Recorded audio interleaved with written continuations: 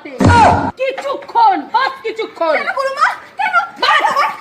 আমি এর থেকে বেশি আর বলতে পারবো না। আর কি হলো গুরুমা? তোর সময় নেই হাতে।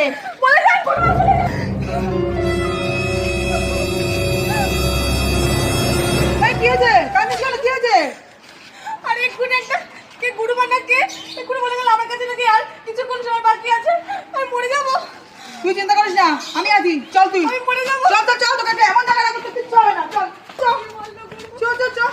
তুই কোথায় নিয়ে যাচ্ছিস আমাকে? তুই তাকে দেখ আবার কোথায় নিয়ে এসেছিস। দেখ এখানে তোর কোনো বিপদ হবে না বন্ধু।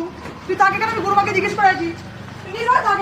তুই গ্যারেজে সেফ থাকবি, তোর কোনো বিপদ হবে না। এখানে ঝড় ঝঞ্ঝা কিচ্ছু হবে না। আমি গুরুমাকে জিজ্ঞেস করে এক্ষুনি আসছি। এখানেই থাকবি। এক্ষুনি আসবি তো? হ্যাঁ বান্ধবী, এক্ষুনি আসবি। তুই থাক এখানে। ভয় লাগছে। নির্ভয় থাক, তোর কিচ্ছু হবে না।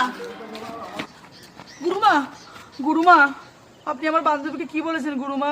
ওর মৃত্যু নিশ্চিত। কেন গুরুমা? এক গ্যারেজ ঘরে লুকিয়ে থাকা সাপের কামড়ে ওর মৃত্যু হবে। কিন্তু আমি ভাবছি এই গ্যারেজ ঘরে ওকে পৌঁছাবে কি? অলি!